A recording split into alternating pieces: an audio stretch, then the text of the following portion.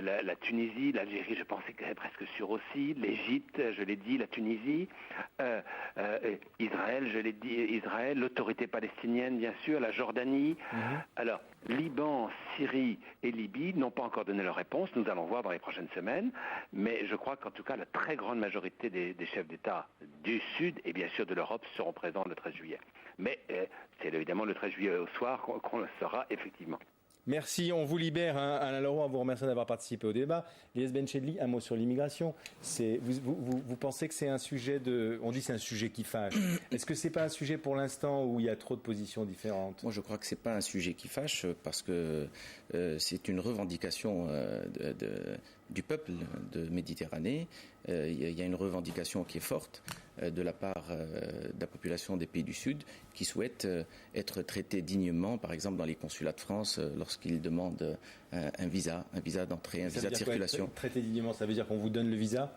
Très difficilement, c'est des longues files d'attente. Et puis au bout du compte, souvent on vous le donne pas. Parfois ils donnent pas, parfois, vous savez. Alors, je parle de dignité et c'est important et je crois que ce projet d'Union méditerranéenne est une occasion justement pour essayer de combler toutes ces défaillances. Mais dans quel sens et dans quelle direction, c'est toute la question. On va se retrouver après le journal. C'est déjà la fin de la première partie du débat. À tout de suite avec nos invités pour continuer sur ce sujet de l'Union pour la Méditerranée.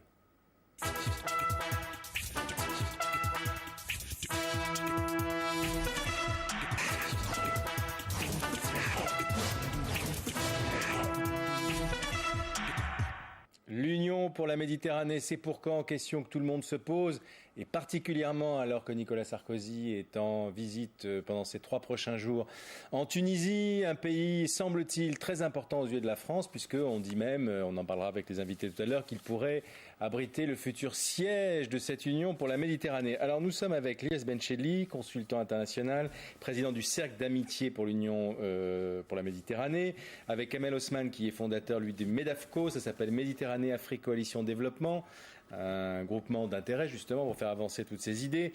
Alain Leroy nous a quittés, mais nous sommes toujours à Tunis avec Antoine Bazbous, le directeur de l'Observatoire des pays arabes à Paris. Antoine, on revient vers vous parce que dans la première partie, à la fois Lies Benchedli, aussi Kamel Osman, reprochaient au fond à ce projet d'être un peu trop diplomatique, politique et de ne pas prendre suffisamment en compte les attentes de la société civile. On va prendre peut-être l'exemple du pays dans lequel vous êtes et dans lequel est le président de la République, c'est la Tunisie, qui, je l'ai dit au début, a d'énormes atouts en termes de développement économique, d'éducation, il est souvent cité en exemple, mais aussi beaucoup de problèmes. Un chômage, et en particulier un chômage des diplômés très important. D'ailleurs, comment ça s'explique ça, alors que c'est un pays qui est très dynamique et a autant de chômage? C'est un problème qui n'est pas spécifique à ce pays. Il est également identique dans les pays voisins et même en Europe. Je voudrais revenir sur ce qui a été abordé tout à l'heure, sur un vrai problème, l'immigration. D'abord, il faut dire sur ce sujet, qui est un réel sujet, que la machine européenne à intégrer les immigrés est en panne. Et que si les consulats européens en Méditerranée du Sud et de l'Est ouvraient des guichets pour des visas, je suis convaincu que ces pays se videraient de leur jeunesse. Donc il faudrait quand même aborder ce sujet dans la franchise et s'interroger sur la gouvernance dans les pays du Sud. Pourquoi la jeunesse voudrait partir? Pourquoi la jeunesse joue les harragas et kamikazes de la mer qui, au risque de leur vie, s'embarquent sur des rafiaux pour traverser la Méditerranée? Il y a un problème de gouvernance dans le Sud. Il faut régler ce problème. Et ça ne se règle pas du jour au lendemain. C'est une affaire de longue haleine. Il faudrait que les pays, les États, les régimes le regardent en face. C'est-à-dire que là, vous répondez quand même à la question, c'est-à-dire dans un pays qui connaît 5% de croissance annuelle et depuis quelques bonnes années, les jeunes qui sont au chômage et particulièrement les jeunes diplômés peuvent se dire mais au fond, il n'y a pas une répartition satisfaisante des fruits de la croissance. On n'en profite pas. Parce que quoi? Parce qu'il y a la corruption, parce qu'il y a le népotisme? Il doit y avoir tout ça, ici comme ailleurs, comme les pays voisins. Il y a des pays, par exemple, qui sont beaucoup plus riches que la Tunisie, ces deux voisins, l'Algérie et la Libye, par exemple, qui, eux aussi, connaissent des problèmes de cette nature alors qu'ils ne savent pas quoi faire des réserves de change qu'ils ont.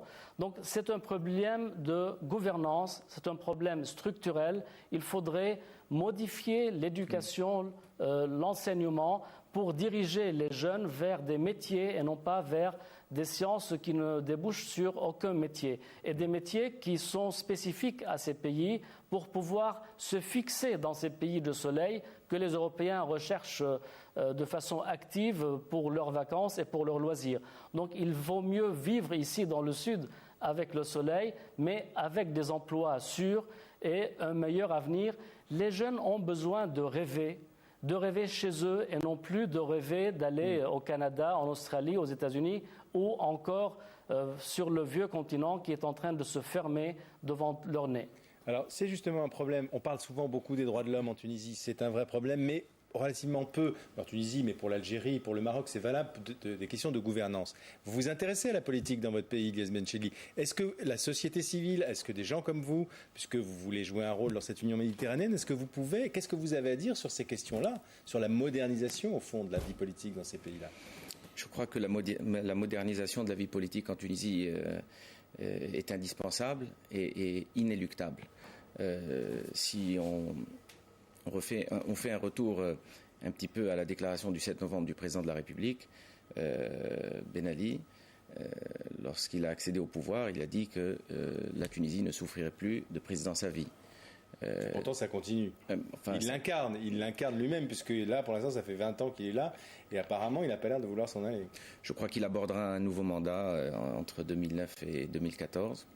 Il a raison de le faire ou Je pense qu'il a raison de le faire, mais c'est une occasion pour lui, pendant ce quinquennat, qui devrait être théoriquement le dernier, de faire une ouverture démocratique beaucoup plus audacieuse, de faire accéder la jeunesse et la société civile et l'élite tunisienne à des postes de responsabilité,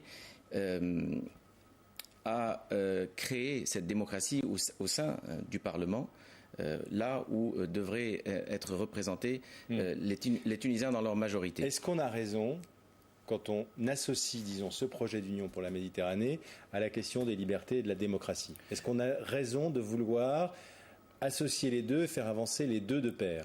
Sincèrement, je crois que les deux sont indissociables. Je vais vous dire, lorsque j'ai créé mon association, j'ai eu quelques appels de Tunis, de quelques journalistes qui m'ont dit: est-ce qu'éventuellement vous pourriez inclure un volet presse et médias? Bon.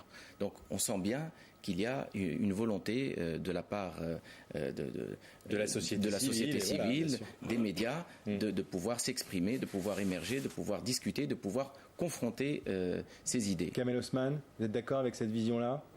Exactement. Donc le processus de démocratisation, de droits de l'homme, c'est un processus qui est indissociable du processus. Donc il doit être au cœur de cette union.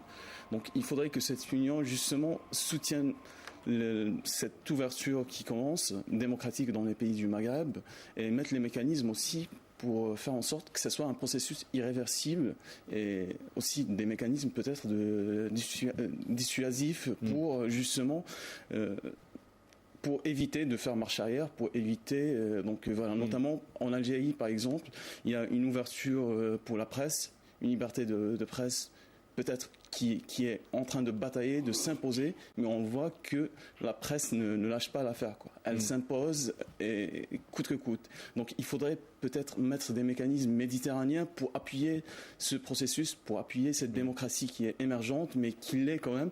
Elle est émergente, mais elle est là. Donc pourquoi pas. Et c'est vrai que là, moi personnellement, je suis contre encore ces rapports de subalternes et d'États qui donnent. Non, c'est pas à un président de la République française de donner des leçons à son analogue de la rive sud. Alors comment il faut faire? C'est-à-dire, on le sait très bien, en Europe, il y a des mécanismes. Donc, il y a une autorité, un pouvoir exécutif qui est soumis à des engagements démocratiques. Il y a des règles, mais il y a aussi une autorité judiciaire et juridique européenne. Justement, tout à l'heure, Antoine Basbous, vous avez fait la comparaison qu'il faut faire, à mon avis, parce que beaucoup la font, entre la construction européenne et la construction de cette future union de la Méditerranée.